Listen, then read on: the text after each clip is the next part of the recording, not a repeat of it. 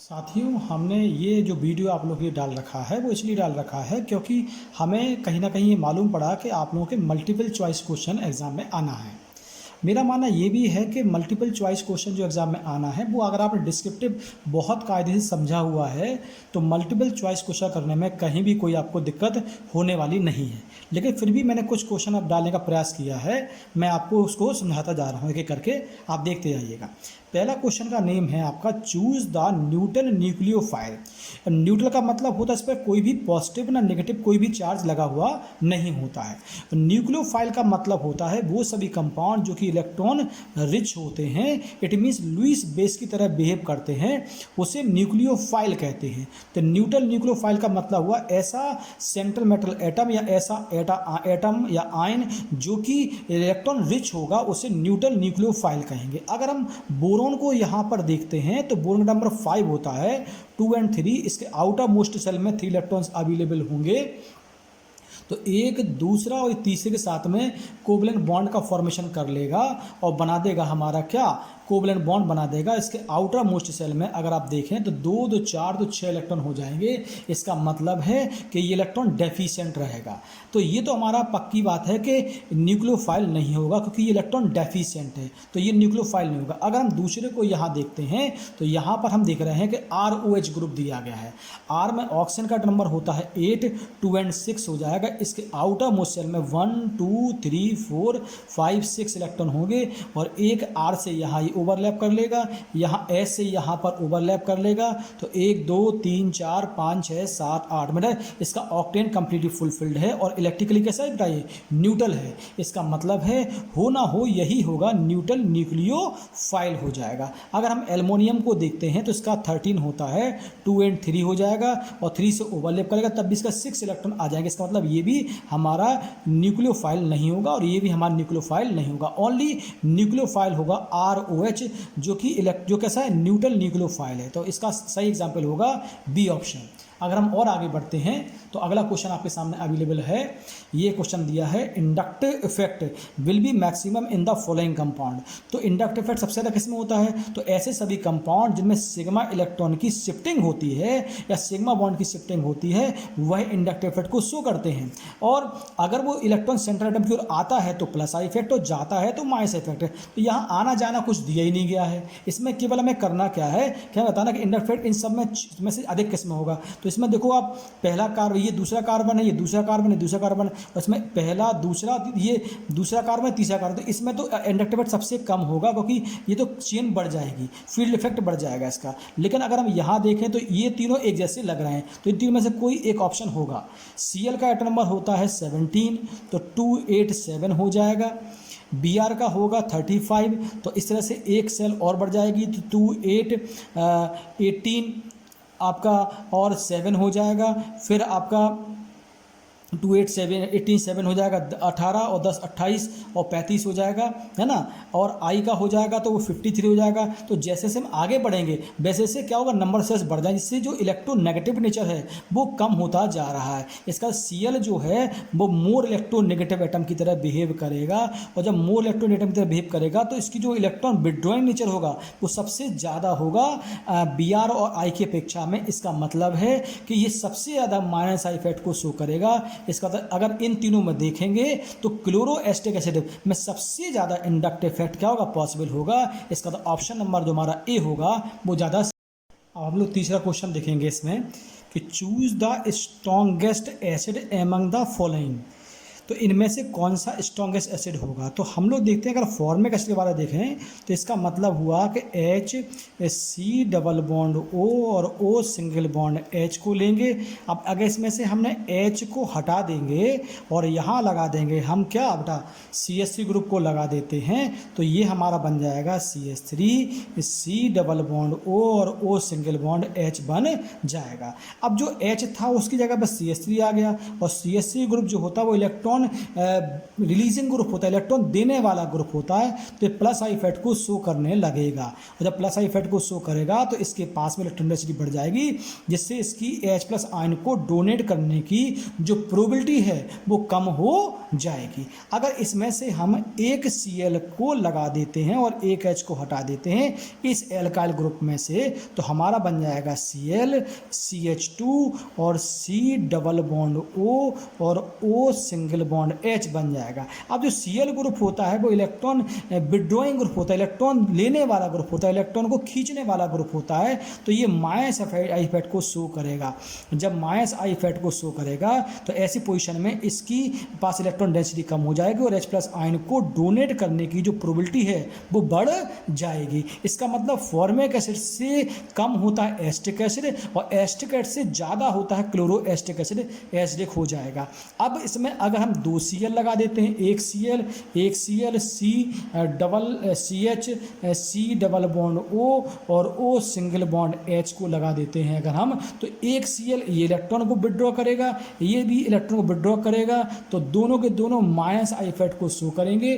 और जब ये माइनस दोनों के दोनों Cl जो होंगे वो माइनस आई फैट को शो करेंगे, और जब ये माइनस आई फैट को शो करेंगे तो इनकी जो इलेक्ट्रॉन को डोनेट करने की इलेक्ट्रॉन को एक्सेप्ट करने की पावर वो बहुत बढ़ जाएगी। तो इलेक्ट्रॉन जो डेफिशिएंट नेचर है वो बहुत अधिक बढ़ जाएगा। इस कारण से H प्लस आयन को डोनेट करने की प्रोबेबिलिटी सबसे अधिक हो जाएगी। तो इसका मतलब है फॉर्मिक एसिड भी मोर एसिडिक होगा, फॉर्मिक एसिड भी क्या होगा, मोर एसिडिक होगा। लेकिन फॉर्मिक एसिड की अपेक्षा में जो डाइक्लोरो एसिटिक एसिड हो जाएगा उसकी जो एसिडिक नेचर होगा सबसे ज़्यादा बढ़ जाएगा, क्योंकि वो जो है वो 2 Cl एक साथ में बाहर निकाल रहे हैं, किसको, इलेक्ट्रॉन विड्रॉइंग नेचर को शो कर रहे हैं। तो अब इन अगर चारों ऑप्शन को अगर हम यहाँ देखते हैं तो पता पड़ता है कि फॉर्मिक एसिड मोर एसिडिक है, इसके अपेक्षा इससे कम कौन सा क्लोरो एसिटिक एसिड है, जो एसिटिक है वो सबसे ज़्यादा वीक हो जाएगा। लेकिन जब डाइक्लोरो एसिटिक एसिड की बात करते हैं तो अगर इसके लिए हम एच नेचर देखें और इसके लिए देखें तो कंपेरेटिव स्टडी करने पर पता पड़ता है कि सबसे ज़्यादा एसिडिक हो जाएगा हमारा डाइक्लोरो एसिटिक एसिड। मतलब इसका मतलब है ऑप्शन नंबर 30, क्वेश्चन नंबर तीसरा है, उसका आंसर सही होगा हमारा कौन सा वाला, डी वाला। तो आपको समझ में आ गया होगा कि 2 Cl जो हैं वो इलेक्ट्रॉन विड्रॉइंग नेचर को शो करेंगे, इस कारण से इलेक्ट्रॉन डेंसिटी कम होने के कारण H प्लस आयन को डोनेट करने की पावर फॉर्मिक एसिड से भी क्या होगी, ज़्यादा हो जाएगी। तो आपको ये क्वेश्चन भी आपको समझ में आ गया होगा, जहाँ तक मेरा मानना ये है। हम क्वेश्चन नंबर अब चौथा देखते हैं। तो क्वेश्चन चौथा लिखा है, how many hyper conjugated structure are possible for tertiary butyl carbocations. मैं टर्सरी ब्यूटाइल कार्बोकैटाइंस में कितने हाइपर कंजुगेटेड स्ट्रक्चर पॉसिबल होंगे। अब टर्सरी का मतलब, हाइपर कंजुगेशन का बेटा मतलब ही क्या होता है, जब भी कोई सिग्मा बॉन्ड पाई बॉन्ड के फॉर्म में कंजुगेट हो जाता है तो इस टेक्निक को बोलते हैं हम हाइपर कंजुगेशन कहते हैं। तो जैसे मान लीजिए टर्सरी ब्यूटाइल का मतलब क्या हुआ, CH2 सिंगल बॉन्ड C, यहाँ पर लगा हुआ है हमारा CH3 लगा हुआ है, यहाँ पर हमारा CH3 लगा हुआ है, यहाँ पर पॉजिटिव लगा हुआ है बेटा, और यहाँ लगा है हमारा एक H, क्योंकि CH3 था ना तो CH3 का होल थ्राइस C पॉजिटिव था, तो इसके कितने हाइपर कंजुगेट स्ट्रक्चर पॉसिबल होंगे। तो ये बना है सिंगल बॉन्ड, तो अगर ये वाला इलेक्ट्रॉन यहाँ शिफ्ट हो जाता है तो ये डबल बॉन्ड में कन्वर्ट हो जाएगा, मतलब सिग्मा बॉन्ड पाई बॉन्ड के फॉर्म में कंजुगेट हो जाएगा। तो इसका स्ट्रक्चर कुछ इस तरह का दिखाई देगा कि CH2 डबल बॉन्ड C, यहाँ पर आ जाएगा CH3 आ जाएगा, यहाँ पर आपका CH3 आ जाएगा, और इस H पर आ जाएगा पॉजिटिव चार्ज आ जाएगा। तो पॉजिटिव चार्ज आएगा तो ये सिग्मा बॉन्ड जो था वो पाई बॉन्ड के फॉर्म में कंजुगेट हो गया, इट मीन्स क्या, वो हाइपर कंजुगेशन। तो इस तरह से एक H बाहर निकलेगा, उसी तरह से ये वाला H जुड़ जाएगा, फिर दूसरा बाहर निकल जाएगा, फिर तीसरा बाहर निकल जाएगा, तो इसमें एक स्ट्रक्चर बनेगा। अगर इसका दूसरा देखें तो कुछ ऐसा हो जाएगा, H प्लस आयन जेल हो जाएगा, यहाँ ये CH2 बन जाएगा, डबल बॉन्ड आएगा C, यहाँ पर CH3 हो जाएगा, और यहाँ पर बेटा क्या होगा, CH3 हो जाएगा, तो दूसरा हो जाएगा, फिर तीसरा हो जाएगा। तो एक CH3 से 3 हाइपर कंजुगेटेड स्ट्रक्चर बन रहे हैं। तो 1 2 3 दिए हैं, तो 1 से अब 3 बनेंगे, तो 3 से कितने, 3 3 का 9, तो 9 बन जाएंगे हाइपर कंजुगेटेड स्ट्रक्चर। तो हाइपर कंजुगेशन का मीन्स आपको मालूम है, मैं बता चुका हूँ पहले भी, और मैं फिर बताता हूँ आप लोगों को कि जब भी कोई सिग्मा बॉन्ड पाई बॉन्ड के फॉर्म में कंजुगेट होता है तो इस तरह की टेक्निक को हम हाइपर कंजुगेशन कहते हैं। और चूंकि इसमें रेजोनेंस पॉसिबल होने लगता है, कभी ये वाला H टूटेगा, कभी ये वाला H टूटेगा, कभी इसका एक H और बाहर निकल जाएगा, तो इसके 1 2 3 बनेंगे, इसके 3 बन जाएंगे, इसके 3 बन जाएंगे, कुल मिलाकर 9 हाइपर कंजुगेट स्ट्रक्चर बन जाएंगे। इसका मतलब है इसके पॉसिबल हाइपर कंजुगेट स्ट्रक्चर कितने हो जाएंगे, 9। इसका मतलब चौथे वाले क्वेश्चन का सही आंसर होगा कौन सा वाला बेटा, ए वाला सही आंसर हो जाएगा। क्लियर बेटा, समय सब लोगों को आ गया होगा। ओके, क्वेश्चन देखते हैं हम लोग। कीटो ऑक्साइम H2SO4 इन प्रेजेंस है ठीक है, ये दिखा नहीं रहा है ना, बट प्रेजेंस है keto oxime in presence of H2SO4 N substituted amide, this reaction is known as. तो ऐसी कौन सी रिएक्शन है जिसमें कीटो ऑक्साइम जो है वो H2SO4 प्रेजेंस में गर्म करने पर एन सब्स्टिट्यूटेड अमाइड कंपाउंड में कन्वर्ट हो जाता है, उस रिएक्शन का नाम क्या होगा इन चारों में से? तो पहला है एल्डोल। अब आप सबको मालूम है कि एल्डोल कंडेंसेशन में होता क्या है, ऐसे सारे के सारे एल्डिहाइड कंपाउंड जिनके पास में एल्फा हाइड्रोजन प्रेजेंट होता है वो सभी के सभी एल्डोल को शो करते हैं। इसका मतलब है ये ऑप्शन तो नहीं होगा।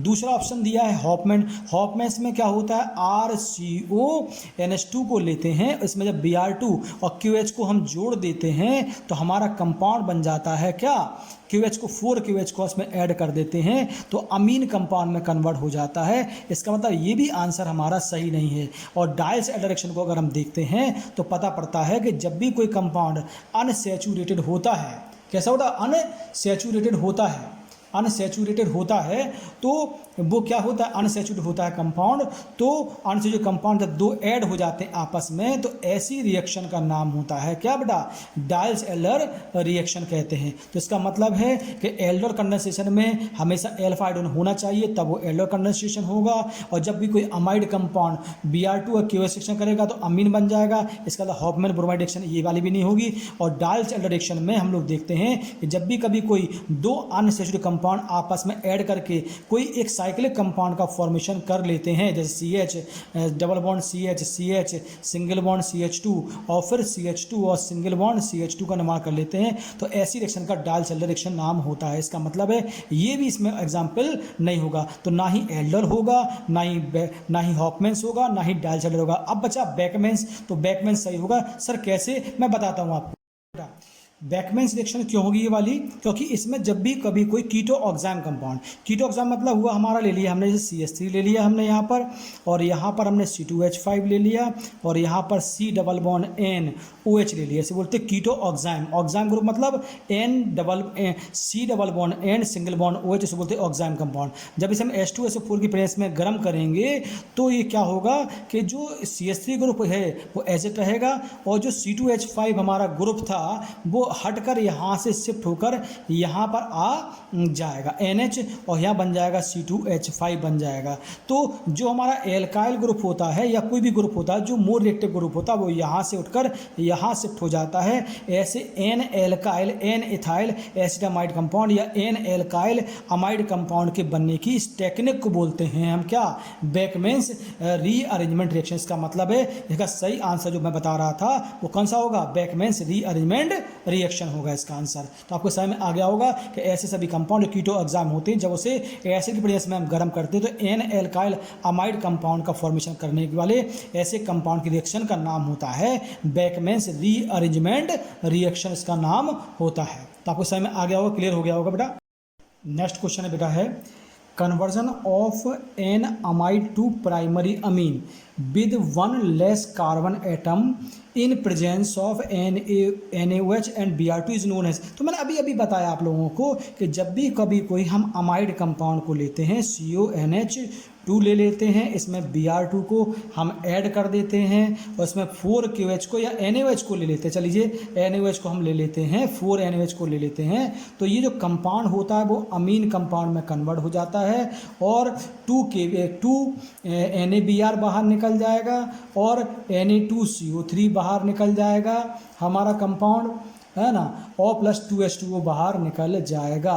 तो ऐसी सारी रिएक्शन जिसमें अमाइड कंपाउंड Br2 और QH रिएक्शन करके अमीन कंपाउंड में कन्वर्ट हो जाता है, उन रिएक्शन को मैंने अभी इस क्वेश्चन से पहले बताया था, ऐसी सभी रिएक्शन को बोलते हैं हम लोग क्या, हॉफमैन ब्रोमाइड रिएक्शन कहते हैं। तो हॉफमैन ब्रोमाइड रिएक्शन, इसमें शायद ऑप्शन नहीं दिया है, कोई गलत पे प्रिंटिंग मिस्टेक्स हो गई है, तो अगर इसको हम लिखें तो यहाँ लिख सकते हैं ऑप्शन नंबर 3 में लिख सकते हैं क्या, Hofmann's bromide reaction, Hofmann's bromide reaction BROMID bromide reaction. तो डबल एक्चुअली छप गया होगा या लिख गया होगा, है ना, तो सही कर दिया। तो पहले ऑप्शन का नाम था बेकमैन्स रिएक्शन, दूसरे का नाम था केनिजेरो, थर्ड का नाम है हॉफमैन ब्रोमाइड रिएक्शन और चौथे का नाम है वही डी सेल्लर रिएक्शन। तो वही 4 ऑप्शन थे, वो बाय द वे मिस्टेक से हो गया होगा, होगा, लेकिन सही इसका आंसर बनेगा कौन सी, Hofmann bromide reaction. When Br2 when amide compound is react with Br2 and KOH और NaOH टू फॉर्म क्या, अमीज कंपाउंड। ऐसी सभी रिएक्शंस को हम लोग बोल देते हैं क्या, क्या हॉफमैन ब्रोमाइड रिएक्शन। तो इसका सही आंसर होगा हॉफमैन ब्रोमाइड रिएक्शन। इसका मतलब है अगर सी ऑप्शन में हम अगर इसको सही कर दें तो ये क्या होगा, हॉफमैन ब्रोमाइड रिएक्शन का सी एग्जाम्पल बिल्कुल सही माना जाएगा। ओके बेटा, समझ में आ गया आप लोगों को। अगला क्वेश्चन देखते हैं हम लोग, विच of the following compound will give aldol condensation. तो ऐसे सभी कंपाउंड, मैंने अभी 2 मिनट पहले बताया था, ऐसे सभी कंपाउंड एल्डोल कंडेंसेशन को शो करते हैं। एल्डिहाइड कीटो कंपाउंड जिनके पास में एल्फाइडोल प्रेजेंट होता है, तो क्या प्रेजेंट होता है वो शो करते हैं। तो पहला वाला देख रहे हैं आप लोग कि CH3 सिंगल बॉन्ड CHO, तो इसके पास में अगर लिखें तो इसको ऐसे दें CH2 सिंगल बॉन्ड H, इसके पास में एल्फाइडोल प्रेजेंस है, तो इसका मतलब ये क्या करेगा, एल्डोल कंडेंसेशन को शो करेगा। बाकी शो क्यों नहीं करेंगे, जरा हम देखें तो देखते हैं यहाँ पर आता है हमारा बेंजीन रिंग, उसके ऊपर लगा होता है CHO लगा होता है, तो ये CHO तो लगा हुआ है, लेकिन जो एल्फा कार्बन है इसमें जो ये वाला कार्बन है इसके पास में एक भी हाइड्रोजन प्रेजेंट नहीं होगा, इसका मतलब है ये तो शो नहीं करेगा। अगला देखें हम CCl3 सिंगल बॉन्ड CHO को देखें तो इसमें भी हम लोग देखते हैं तो ये बड़ा ग्रुप हो गया, ये एल्फा कार्बन है, इसके पास में हाइड्रोजन प्रेजेंट नहीं है, तो ये भी शो नहीं करेगा। अगर हम नेक्स्ट को देखें तो हम ये देख रहे हैं कि इसमें H सिंगल बॉन्ड CHO, तो इसमें एल्फा कार्बन ही नहीं है, तो हाइड्रोजन की बात ही खत्म हो जाती है, इसका मतलब ये भी शो नहीं करेगा। तो ऐसे सभी एल्डिहाइड या कीटो कंपाउंड जिनके पास में एल्फा प्रेजेंट होता है वह सभी एल्डोल कंडेंसेशन को शो करते हैं। इसका मतलब है एल्डोल कंडेंसेशन केवल शो करेगा एस्टल्डिहाइड माने CH3CHO, तो ऑप्शन नंबर इसका ए वाला सही हो जाएगा। ठीक है ना बेटा, सही में आ गया आप लोगों को। 8वां क्वेश्चन हम लोग देखें, फॉर्मल्डिहाइड माने SCHO in presence of concentrated NaOH soluble will be, माने जब भी कभी फॉर्मल्डिहाइड के साथ में हम NaOH कंसंट्रेटेड NaOH को लेते हैं 50% वाला लेते हैं, तो इस will be solution will be, तो ये कौन सी रिएक्शन कहलाएगी हमारी, क्या एल्डोल कहलाएगी। तो ऐसे सारे एल्डिहाइड कंपाउंड के पास में एल्फा प्रेजेंट होता है वह सभी एल्डोल कंडेंसेशन को शो करते हैं, और इसके पास में एल्फा प्रेजेंट नहीं है, इसका मतलब इसको ये शो तो करेगा ही नहीं। और टॉलरेंस कंडेंसेशन में क्या होता है, Ag मिला हुआ होता है, तो इसका मतलब Ag है ही नहीं है, तो ये बात भी खत्म हो गई है। हॉफमैन ब्रोमाइड रिएक्शन में अभी मैंने बताया था आपको, कोई भी अमाइड कंपाउंड लिखते हैं वह अमीन कंपाउंड में कन्वर्ट हो जाता है, तो इसका मतलब ये भी रिएक्शन को शो नहीं करेगा।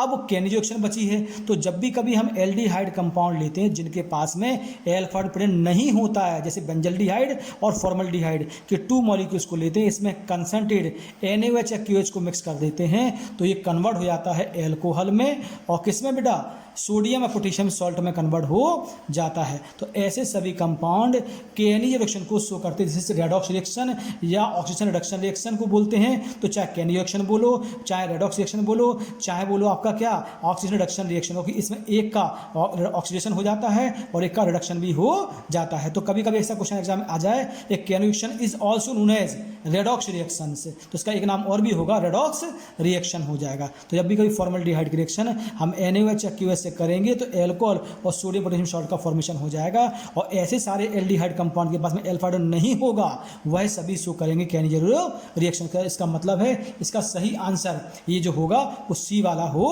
जाएगा। ओके, क्लियर बेटा, समझ में आ गया होगा आप लोगों को।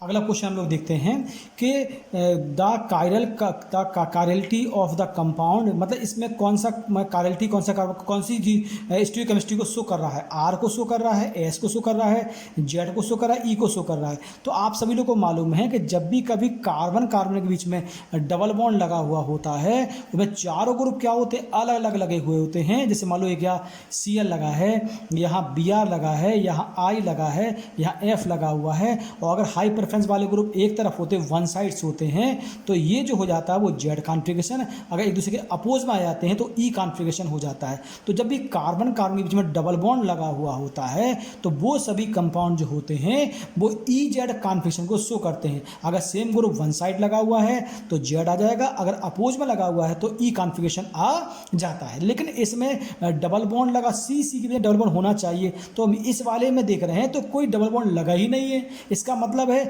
ये ना ई होगा ना ही क्या होगा जेड होगा। अब बात आती है आर एस की, तो आर एस में क्या होता है आर और एस, तो ऐसे कंपाउंड जिनमें एक कार्बन से 4 डिफरेंट ग्रुप जुड़े हुए होते हैं, मतलब हमने आपको बताया था हिंदू मुस्लिम सिख ईसाई, एक जनरल एग्जांपल दिया था, तो 4 डिफरेंट ग्रुप जुड़े हुए होते हैं। तो ऐसे कायल कार्बन जो होते हैं वह आर और एस कॉन्फिगरेशन को शो करते हैं। आर का मतलब होता है rectus, it means right hand side, और एस मतलब सिनिस्टर मतलब लेफ्ट हैंड साइड होता है। और जब इसमें हम नंबरिंग करते हैं तो इसमें सीक्वेंस रूल का यूज करते हैं, जिसका एटम नंबर ज़्यादा होता है उसे नंबर 1 देते हैं, उससे कम वाले को नंबर 2, नंबर 3, नंबर 4 देंगे। तो आपको मालूम है सबसे ज़्यादा एटम नंबर होता है बी आर का, तो इसे हम नंबर 1 दे देंगे। सी एल का 17 होगा, इसे हम नंबर 2 दे देंगे। सी का होगा कितना होगा 6 होगा, तो इसे हम नंबर 3 दे देंगे।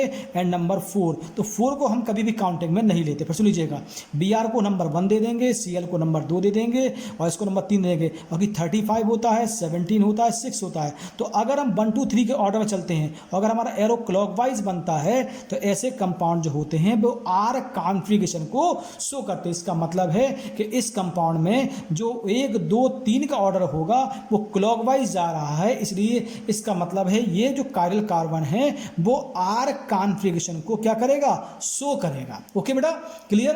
तो मतलब ईजेड में क्या होता है, डबल बॉन्ड होना जरूरी होता है। तो जब ईजेड होता है उसमें डबल बॉन्ड होना जरूरी होता है, तो डबल बॉन्ड तो यहाँ है ही नहीं है, तो ना ई होगा ना जेड होगा। अब आर हो सकता है, एस हो सकता है। तो जब वो क्लॉकवाइज घूमेगा हाई प्रेफरेंस से लो प्रेफरेंस की ओर जब जाने पर और एटम नंबर के बेस पर, तो वो आर हो जाएगा, अपोज में होगा तो ई हो जाएगा। इसका मतलब है जो क्लॉकवाइज घूम रहा है इसका मतलब है वो आर होगा। इसका मतलब इस 9वें वाले क्वेश्चन का सही आंसर होगा ए हमारा। Okay, clear. नेक्स्ट देखिए, अगला क्वेश्चन दिया है विच of the following compound shows optical isomerism.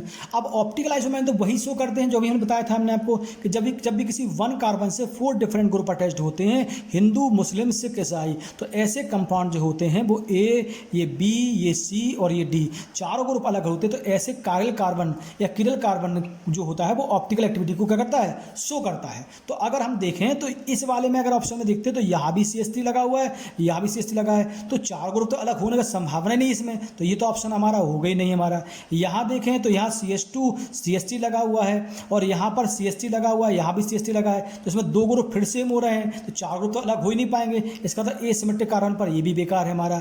अगर इसको देखें तो इसमें तो एक H है एक OH है, लेकिन इस तरफ भी CH3 है और यहाँ भी CH3 लगा है, तो इसका तो ये भी हमारा बेकार चला गया। अब ऑप्शन नंबर हमारा ए बचेगा, वो सही हो जाएगा। कैसे सर, देखिएगा जो कार्बन है उसमें एक कार्बन है जो एसिमेट्रिक कार्बन ये है, इससे एक H लगा हुआ है, एक हमारा OH ग्रुप लगा हुआ है, एक लगा है हमारा COOH ग्रुप लगा हुआ है और एक लगा है हमारा CH3 ग्रुप लगा है। तो ऐसे कायरल कार्बन जो ऑप्टिकल एक्टिविटी को क्या करेंगे, शो करेंगे। इसका मतलब है जो ऑप्शन है वो CH3 है यहाँ पर। दूसरा ऑप्शन हमारा ये हिंदू, ये मुस्लिम, ये सिख, ईसाई, 4 ग्रुप अलग अलग लगे हैं इस वाले कार्बन से। इसका मतलब है यही कार्बन जो है वो ऑप्टिकल आइसोमेर को क्या करेगा, शो करेगा। मतलब ऑप्शन का जो 10वें का आंसर सही होगा वो क्या होगा, ए वाला सही हो जाएगा। ओके, सो क्लियर, आपको समझ में आ गया होगा। नेक्स्ट क्वेश्चन हम लोग देखें तो following concept is not related with stereo isomerism, माने इनमें से कौन सा है जो स्टीरियो आइसोमेरिज्म को शो नहीं करता है। स्टीरियो आइसोमेरिज्म का मतलब क्या हुआ, या तो ऑप्टिकली हो गया या ज्योमेट्रिकली होगा या किसी से रोटेशन शो कर रहा होगा, तो उसको शो करने वाला। तो डायस्टियोमर्स क्या होते हैं, ऐसे आइसोमर का पेयर जो कि एक दूसरे की मिरर इमेज को शो नहीं करते। जैसे कि हमारा टार्ट्रिक एसिड COH, यहाँ पर यहाँ OH लगा हुआ है, यहाँ H लगा हुआ है, यहाँ हमारा H लगा हुआ था, यहाँ हमारा OH लगा हुआ है, यहाँ COOH लगा हुआ है। इसका मिरर इमेज अगर बना देंगे तो उल्टे में ग्रुप हमारा जुड़कर आ जाएगा। तो ये तो हो जाएगा ऐसा पेयर जो कि मिरर इमेज को शो करेगा, उसे बोलेंगे D और L फॉर्म के पेयर को बोलेंगे एनेंशियोमर। तो एनेंशियोमर ये तो स्टीरियो आइसोमेर को शो करेगा और कि तो स्टीरियो आइसोमेर को शो कर ही रहा है। और ऐसा पेयर जो कि मिरर इमेज को शो नहीं करेगा, ग्रुप क्या आएंगे, वन साइड सेम आ जाएंगे ग्रुप। यहाँ पर OH आ जाएगा, यहाँ H आ जाएगा, यहाँ OH आ जाएगा, यहाँ पर H आ जाएगा, यहाँ COOH ग्रुप आ जाएगा। तो ऐसे आइसोमर का पेयर जो कि मिरर इमेज को शो करेंगे उन्हें बोलेंगे एनेंशियोमर्स। तो एनेंशियोमर्स तो D और L का मिक्सचर हो ही जाएगा हमारा एनेंशियोमर। तो ये भी स्टीरियो आइसोमर को शो करेगा। डायस्टियोमर का मतलब होता है ऐसे आइसोमर का पेयर जो कि मिरर इमेज को शो नहीं करते हैं। तो पहला और तीसरा वाला या दूसरा और तीसरा वाला ये भी डायस्टियोमर है, तो ये भी स्टीरियो आइसोमर को शो करेगा। तो डायस्टियोमर भी स्टीरियो को शो करने वाला है। कन्फर्मेशन का मतलब होता है, कन्फर्मेशन का मतलब क्या होता है मैं समझाता हूँ आप लोगों को। कन्फर्मेशन का मतलब क्या होता है कि जब भी कभी सॉहर्ट प्रोजेक्शन और न्यूमैन प्रोजेक्शन की हेल्प से तभी जब भी सी और सी के बीच में सिंगल बॉन्ड प्रेजेंट होता है तो ऊपर वाले कार्बन को अबव द प्लेन लिखते हैं और आउटसाइड लेते हैं, नीचे वाले कार्बन को इनसाइड लेते हैं और पीछे को लिख देते हैं। और जब एक कार्बन दूसरे कार्बन इन फ्रंट में ठीक ऊपर रख देते हैं, ऐसे रख देते हैं, एक ऊपर एक रख देते हैं, तो ऐसे कार्बन वाले कंपाउंड को हम बोलते हैं न्यूमैन्स प्रोजेक्शन बोलते हैं। तो ये सॉहर्ट का प्रोजेक्शन है और ये न्यूमैन का प्रोजेक्शन है, और ये ऑप्टिकली एक्टिव होते हैं। ये लगातार क्या करते हैं, रोटेट करते हैं, 60 डिग्री पर रोटेट कर देते हैं। तो इसका मतलब है कन्फर्मेशन में भी स्टीरियो केमिस्ट्री पॉसिबल हो जाएगी। तो इसका मतलब है डैश ट्यूमर में भी स्टीरियो केमिस्ट्री हो रही है, एनेंशियोमर्स में भी स्टीरियो केमिस्ट्री हो रही है, और एनेंशियोमर्स में भी स्टीरियो केमिस्ट्री पॉसिबल हो रही है। लेकिन टॉटोमरिज्म में जो होता है वो ओनली स्ट्रक्चरल आइसोमरिज्म को शो करता है कि ऐसे कंपाउंड जिनमें कोई भी जैसे CH3 C double bond O single bond CH2 और COO C2H5 ले लिया, एक कंपाउंड ले लिया हमने CH3 C यहाँ पर OH double bond CH single bond CO C2H5। तो वन फंक्शनल ग्रुप जो होता है वो जब दूसरे फंक्शनल ग्रुप में चेंज हो जाता है और दोनों आइसोमर एक दूसरे इक्विलिब्रियम पर प्रेजेंट्स होते हैं तो ऐसे कंपाउंड टॉटोमरिज्म को शो करते हैं। तो टॉटोमरिज्म जो होता है वो स्टीरियो आइसोमरिज्म नहीं होती बल्कि स्ट्रक्चरल आइसोमरिज्म होती है। इसका मतलब है इसका नॉट जो रिलेटेड है वो यही वाला डी वाला हो जाएगा। तो डायस्टियोमर मतलब एक दूसरे के ऐसे आइसोमर का पेयर जो मेरे को शो करेंगे, मैंने स्टीरियो केमिस्ट्री को शो करेंगे, एनेंशियोमर जो कि एक दूसरे मेरे को शो करेंगे, स्टीरियो आइसोमर होंगे। कन्फर्मेशन में सॉहर्ट प्रोजेक्शन न्यूमैन प्रोजेक्शन का बनना ये भी स्टीरियो केमिस्ट्री को शो करेगा। लेकिन टॉटोमरिज्म जो होगा वो स्ट्रक्चरल आइसोमरिज्म को शो करेगा क्योंकि एक फंक्शनल ग्रुप जब दूसरे फंक्शनल ग्रुप में चेंज होगा और दोनों आइसोमर इक्विलिब्रियम पर होंगे तो ऐसे कंपाउंड टॉटोमरिज्म को शो करेंगे। तो इसका आंसर सही होगा टॉटोमरिज्म, मतलब is not related with stereo isomer. Stereo isomer से कौन सा रिलेटेड नहीं होगा, तो ये वाला टॉटोमरिज्म वाला रिलेटेड नहीं होगा। आपको क्लियर समझ में आ गया होगा। नेक्स्ट एक क्वेश्चन। नेक्स्ट क्वेश्चन समझाने से पहले मैंने इसको कुछ डायग्राम बना लिया एडवांस में ताकि आपको समझ में बिल्कुल दिक्कत ना हो। Choose the correct sequence of energy content of the following confirms मतलब स्ट्रक्चर जो बन रहे हैं। तो अब हम अगर कोई कंपाउंड हम लेते हैं, जैसे हमने लिया क्या ब्यूटेन, ब्यूटेन का बेटा मतलब होता है CH3 single bond CH2 single bond CH2 और सिंगल बॉन्ड CH3, इसको ले लिया। तो इसमें अगर हम देखें तो यहाँ पर अगर हम एक न्यूमैन प्रोजेक्शन के अकॉर्डिंग देखें, जैसा कि मैंने पहले क्वेश्चन बताया था आपको कि न्यूमैन प्रोजेक्शन क्या होता है, एक दूसरे के इनफ्रंट कार्बन लगे हुए होते हैं, उसे बोलते हैं न्यूमैन्स प्रोजेक्शन बोलते हैं। तो न्यूमैन्स प्रोजेक्शन के अकॉर्डिंग अगर हम देखें क्वेश्चन के आंसर को तो हम देखते हैं कि एक कार्बन दूसरे कार्बन के इनफ्रंट लगा है, तो CH3 single bond CH2 single bond CH2 CH3 single bond CH2 single bond CH2 और CH3। तो दोनों कार्बन के जो CH3 ग्रुप हैं वो एक दूसरे के इनफ्रंट आ रहे हैं। जब इनफ्रंट आएंगे तो इसमें रिपल्सन मैक्सिमम होगा और इस तरह के फॉर्म को बोलते हैं फुली इक्लिप्स फॉर्म। फुली क्या बोलते हैं, इक्लिप्स फॉर्म बोलते हैं, इक्लिप्स फॉर्म कहते हैं। अब इसके बाद इसको 60 डिग्री रोटेट करते हैं, 60 पर रोटेट करते हैं क्योंकि 60 का इसका क्या होता है डिफरेंस होता है एंगल का, जो टोटल रोटेशन 60 डिग्री पर ही होगा, इसलिए 60 पर इसको रोटेट कर देंगे तो एक नया फॉर्म बन जाएगा, इसका नाम होगा गॉच फॉर्म, GAUCHE गॉच फॉर्म बोलेंगे। और इसमें ये जो CH3 ये वाला CH3 है इसके जो हाइड्रोजन होंगे ये तो पास पास आएंगे तो ये भी फॉर्म स्टेबल नहीं माना जाएगा, ये भी लेस स्टेबल होगा। अब इसको हम और घुमा देते हैं, अगर थोड़ा सा और घुमा देते हैं तो पता पड़ता है कि ये जो CH3 है इस वाले H के पास में आ जाएगा, तो इस तरह के फॉर्म का नाम होता है इक्लिड्स फॉर्म। इक्लिड्स का फॉर्म इसका नाम होता है क्योंकि इसमें भी इस कार्बन की जो H है इस कार्बन पीछे वाले कार्बन का जो CH3 ग्रुप उसके पास में आ गया तो इसमें रिपल्सन हो जाएगा। लेकिन लास्ट फॉर्म में अगर हम देखें तो हम देख रहे हैं कि ये CH3 यहाँ पर है और इसके अपोजिट है, इसे हम बोलते हैं एंटी फॉर्म या एंटी फॉर्म बोलते हैं या स्टैगर्ड फॉर्म कहते हैं। स्टैगर्ड क्या बोलते हैं, फॉर्म कहते हैं। तो स्टैगर्ड फॉर्म बोलो और चाहे एंटी फॉर्म बोलो, तो इसका मतलब है एक दूसरे में जो CH3 एक दूसरे अपोजिट लगे हैं तो रिपल्सन मिनिमम होगा और सबसे ज़्यादा स्टेबल फॉर्म हमारा यही हो जाएगा। तो सबसे ज़्यादा स्टेबल होगा हमारा एंटी फॉर्म हो जाएगा, उससे इसमें रिपल्सन ज़्यादा होगा तो ये इक्लिप्स फॉर्म भी अनस्टेबल होगा। अगर फुली देखें तो फुली इक्लिप्स फॉर्म भी अनस्टेबल होगा, इसकी अपेक्षा में ये गॉच फॉर्म क्या होगा, कुछ स्टेबल हो जाएगा। तो यदि इसका सही सीक्वेंस अगर हम देखें तो सबसे ज़्यादा स्टेबल होगा, सबसे ज़्यादा स्टेबल होगा हमारा एंटी फॉर्म होगा, उसके से कम हो जाएगा गॉच फॉर्म और सबसे कम स्टेबल होगा क्या हमारा इक्लिप्स फॉर्म हो जाएगा। तो कन्फर्मेशन की एनर्जी लेवल देखें तो सबसे ज़्यादा स्टेबिलिटी का सबसे ज़्यादा एनर्जी इसमें ज़्यादा होगी, ये सबसे ज़्यादा क्या है अनस्टेबल है, तो ज़्यादा अनस्टेबल होगा, सबसे ज़्यादा एनर्जी इसमें होगी, उससे कम एनर्जी इसमें होगी, उससे कम एनर्जी एनर्जी इसमें होगी, इसका मतलब है इसका सही ऑर्डर हमारा ये वाला ऑप्शन हो जाएगा, ए वाला, एंटी फिर गॉच फिर इक्लिप्स फॉर्म हो जाएगा। क्योंकि इक्लिप्स फॉर्म में रिपल्सन सबसे ज़्यादा होगा तो एनर्जी लेवल भी सबसे अधिक होगा, गॉच फॉर्म में रिपल्सन कम होगा तो इसमें एनर्जी लेवल क्या होगा, उससे कम होगा, और एंटी फॉर्म में अपोजिट होने के कारण एनर्जी लेवल सबसे ज़्यादा क्या होगा, सबसे ज़्यादा कम होगा। तो जो फॉर्म जितना अधिक स्टेबल होता है उसकी एनर्जी उतनी ही ज़्यादा अधिक स्टेबल होती है। तो ये अगर ये फॉर्म स्टेबल है तो एनर्जी इसमें सबसे ज़्यादा क्या होगी, कम होगी, और रिपल्सन सबसे मिनिमम हो जाएगा। ओके, तो ये भी आपको समझ में आ गया होगा। ये कन्फर्मेशन पर बेस्ड आपका मल्टीपल चॉइस वाला क्वेश्चन था जो मैंने आपको बता दिया। ऐसे ही क्वेश्चन एग्जाम में आते हैं जनरली। अब बेटा ये क्वेश्चन हम लास्ट देखते हैं, in which of the following conform angle strain is maximum. तो एंगल स्ट्रेन किसमें सबसे ज़्यादा खराब कौन सा होगा, सबसे ज़्यादा जल्दी डिसोशिएट कौन सा हो जाएगा, सबसे हाई एनर्जी किस में अवेलेबल होगी। तो जैसा कि मैंने अभी इसके पहले बताया था आप लोगों को कि एंटी फॉर्म जो होता है उसमें ग्रुप एक दूसरे अपोजिट लगे होते हैं, जिससे रिपल्सन मिनिमम पाया जाता है। इस कारण से इसमें जो एनर्जी सबसे कम होती है, इस कारण से सबसे ज़्यादा स्टेबल हो जाएगा। जब सबसे स्टेबल होगा तो इसमें स्ट्रेन का सबसे कम हो जाएगी। अगर इक्लिप्स फॉर्म को देखें तो यहाँ पर ये जो इसका कार्बन का जो CH3 है, जो H के पास आ जाएंगे, इसमें स्ट्रेन सबसे अधिक पाई जाएगी। जबकि गॉच वाले में अगर हम देख रहे हैं तो गॉच वाले में ये CH3 में डिफरेंस ज़्यादा है, इसका मतलब है इसमें स्ट्रेन कम होगी। तो सबसे ज़्यादा अगर हम स्ट्रेन वाला सिस्टम इसमें हम देखेंगे तो सबसे ज़्यादा स्ट्रेन इक्लिप्स फॉर्म में हो जाएगी, ना ही गॉच में होगी ना एंटी फॉर्म में। ये मतलब सबसे ज़्यादा स्टेबल फॉर्म हमारा ये वाला हो जाएगा, उससे कम स्टेबल हमारा ये वाला हो जाएगा, और सबसे कम स्टेबल वाला ये वाला हो जाएगा। ये सबसे मैक्सिमम स्ट्रेन इसी में संभव हो जाएगी। इसका नाम होता है इक्लिप्स फॉर्म, और इक्लिप्स फॉर्म का मतलब ही होता है टेंशन फॉर्म। और जब जहाँ टेंशन ज़्यादा होती है वहाँ चीज़ जल्दी खराब हो जाती, जल्दी डिसोशिएट हो जाती। मैंने आपको कई बार बताया इस तरह के आंसर आप लोगों को। तो सबसे ज़्यादा टेंशन इसी वाले फॉर्म में होगी। इसका मतलब ये जो एंगल स्ट्रेन है, स्ट्रेन सबसे ज़्यादा होगी। तो स्ट्रेन मतलब हुआ सबसे ज़्यादा तनाव इसी में पाया जाएगा। आता ना, स्टेनलेस स्टील, ऐसा स्टील जो कि स्टेनलेस है, मतलब इसमें तनाव बहुत कम है, अच्छी क्वालिटी की स्टील है। तो सबसे खराब क्वालिटी स्टील कौन सी होगी, इक्लिप्स फॉर्म वाली होगी। इसका मतलब है कि ये भी आपको समझ में आ गया होगा।